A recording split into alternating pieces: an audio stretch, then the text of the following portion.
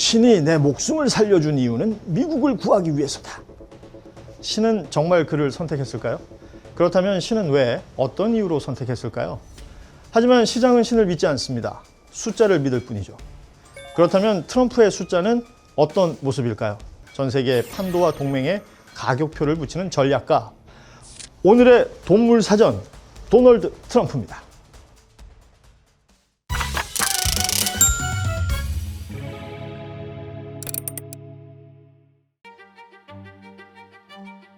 미국의 47대 대통령 도널드 트럼프. 그는 부동산이라는 실물자산, SNS와 NFT라는 가상자산, 그리고 정치라는 권력자산을 가진 자산가입니다. 맨해튼의 트럼프 타워를 필두로 한 부동산 재벌의 역사는 그의 아버지에서 시작이 되는데요. 프레드 트럼프는 자녀들에게 늘 이렇게 가르쳤습니다. 인생은 경쟁이며 위너가 되어야 한다. 도널드 트럼프는 그의 인정을 받기 위해서 20살 무렵부터 사업을 시작합니다. 엘리자베스 트럼프 앤 선에서 커리어를 시작한 도널드 트럼프는 마침내 부동산 재벌의 반열에 오르게 되죠. 뿐만 아니라 다양한 사업 확대를 통해서 2026년 2월을 기준으로 했을 때 포브스는 그의 자산을 약 65억 달러로 추정하고 있습니다. 그 가운데 약 35에서 40%는 트럼프 미디어 앤 테크놀로지 그룹, 즉 트루스 소셜 관련 지분에서 발생됩니다. 부동산이 출발점이었다면 이제는 플랫폼 지분이 그의 핵심 자산으로 자리매김한 것이죠. 이 플랫폼을 통해 그는 또 하나의 자산을 손에 넣을 준비를 시작합니다. 바로 가상세계라는 자산, 즉 가상자산이죠. SNS 플랫폼인 트루스 소셜은 2024년 상장 이후 급등하며 시가총액이 한때 100억 달러를 넘기도 했습니다. 0과 1로 만들어진 가상의 공간에서 돈을 벌기 시작한 그는 이 가상이라는 것에 집중합니다. 실제 건물을 소유하지 않고도 트럼프의 이름을 빌려주고 로열티를 받는 브랜드 라이선싱, 월드 리버티 파이낸셜과 같은 플랫폼을 통한 토큰 발행은 물론 본인의 모습을 본뜬 NFT 판매도 서슴없었습니다. 도널드 트럼프 본인 스스로를 브랜드화하기 시작하면서 지지자를 만들어냈습니다. 아주 충성스러운 이 지지자들은 트럼프의 브랜드 가치를 높이는 데 기여하게 됩니다. 모습을 숨기지 않고 현실과 가상의 본인의 서식지를 만들어 놓은 트럼프. 그는 가상의 공간에서 지지자와 자금을 모은 뒤 현실의 권력으로 손을 뻗었습니다. 그리고 끝내 또 다른 서식지를 점유합니다. 바로 백악관이죠. 그가 백악관을 장악했던 것은 이번뿐만이 아닙니다. 2016년 반엘리트 반란을 통해 백악관을 손에 넣었던 도널드 트럼프. 그는 2024년에 다시 한번 그 고지를 점령합니다.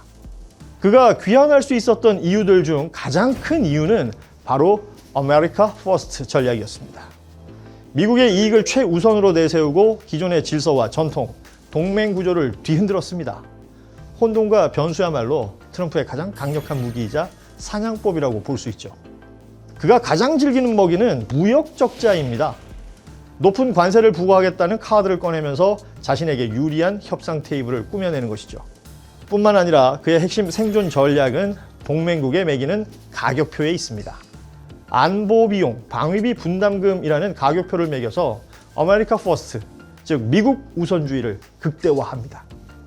나토 회원국에게 GDP 대비 방위비 2% 기준을 넘어 4%까지 올려야 한다고 압박을 하는가 하면 한국에는 2019년 약 13억 달러 수준이던 방위비 분담금을 50억 달러까지 인상해야 한다고 주장하기도 했습니다.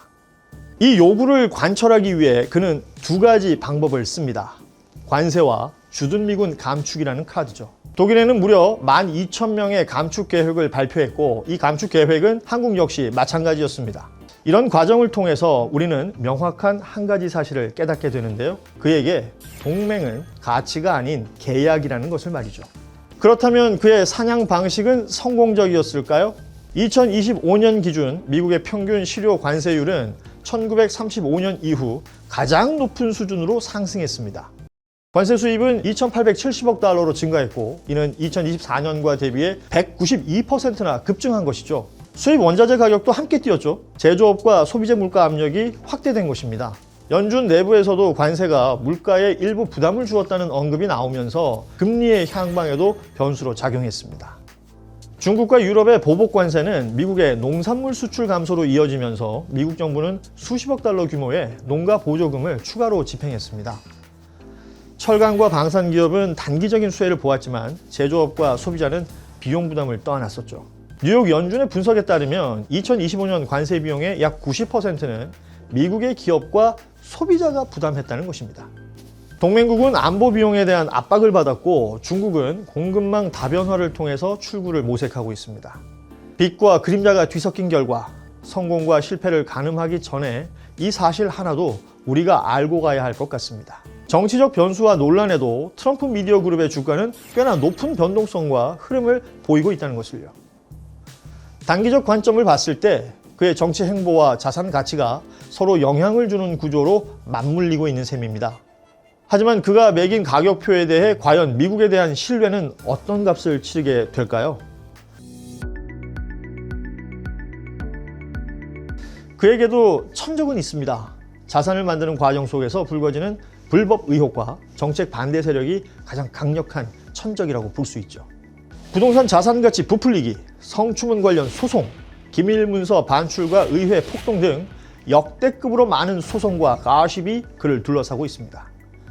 뉴욕 민사법원은 트럼프가 자신의 부동산 자산 가치를 부풀렸다고 판단하며 4억 달러 이상의 벌금을 부과했습니다.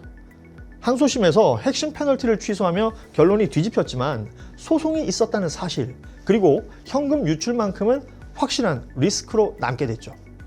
성추문 관련 소송 역시 8,330만 달러의 배상 판결을 받았습니다. 기밀문서 반출 사건과 2021년 의회 난입 사태로 인한 수천만 달러 규모의 법률 비용이라는 현금 유출이 더해진 사법 리스크들이죠. 이 리스크는 생각보다 뼈아팠습니다. 중도층 확장의 부담 요인으로 작용했다는 평가와 함께 민사가 아닌 형사 기소 가능성이라는 불안 요인을 안겼죠.